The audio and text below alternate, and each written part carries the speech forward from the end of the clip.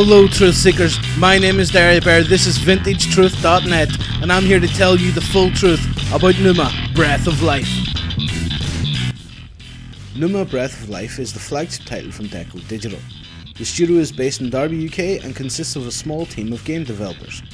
Most of the indie community agrees that the first game a developer makes is usually trash, and the developer is forced to eat the cost and chalk it up to experience. So how has Deco Digital fared in their first foray into the world of first-person puzzlers? Have they gone the way of almost every other studio that preceded them? Or are they the one-in-a-million exception to the rule? There's only one way to find out. Join me as I summon my godlike powers and dive headfirst into Pneuma, Breath of Life. It's fair to say the story in Pneuma is one of creationism and religious imagery. It begins with the protagonist finding himself in existence for the very first time. I realise what that sounds like, and the rest of the story holds up to this level of curiosity throughout. The main character never lets up with his exceptional narration, continuously giving thoughts and insight into what he's experiencing. He quickly concludes that he is a god, and from that point onward he lulled me into a sense of security. I really bonded with Pneuma and felt connected with him. We continued pushing through the puzzles until we reached a forest. That is where everything changed for Pneuma and I. I could never look at him in the same way again. I won't say anything more, but I assure you that if you play this game in full immersion, you may just experience one of the best game stories in quite some time.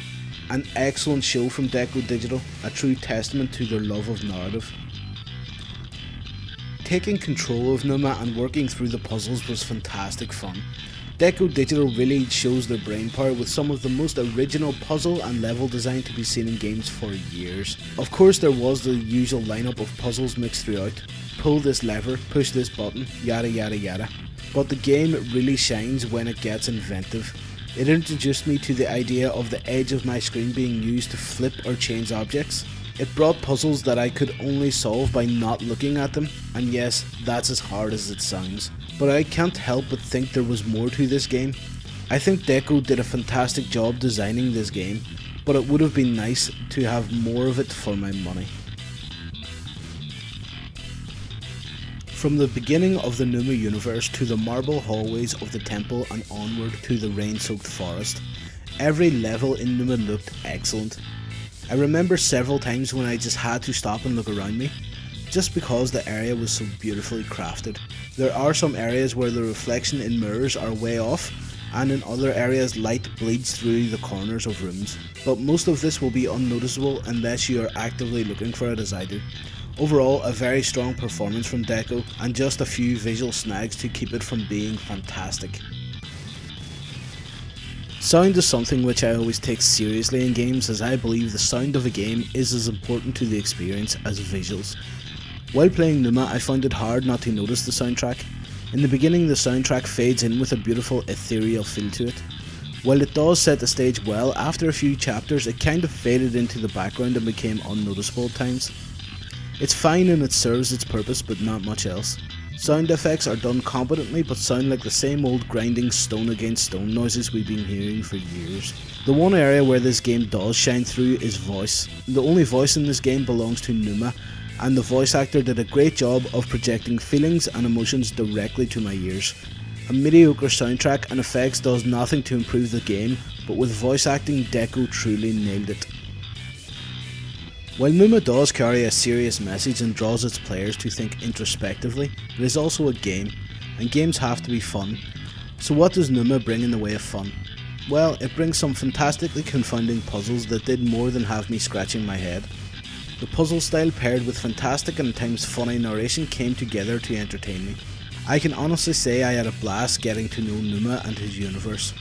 At times it was definitely hard to get my head around the logic behind a puzzle, but as soon as I, puzzled through it, the sense of gratification was immense. The bond I formed with Pneuma only served to immerse me more and more in the story and added to the heartbreak I felt in that damned forest. The fun factor in Pneuma is fantastic and serves as proof of the developer's skill and competence. So as I come to the horrible realisation that my time with Pneuma has come to an end, I can't help but think that for their first universe, Deco did a fantastic job with Pneuma. It really does stand as proof of their commitment to making great games. Pneuma does pose that strange question again though. How much game are you willing to accept for your money? I estimate Pneuma to be between 2 and 3 hours in length, and while it is their first attempt, that is still no excuse for the price tag of £15.99.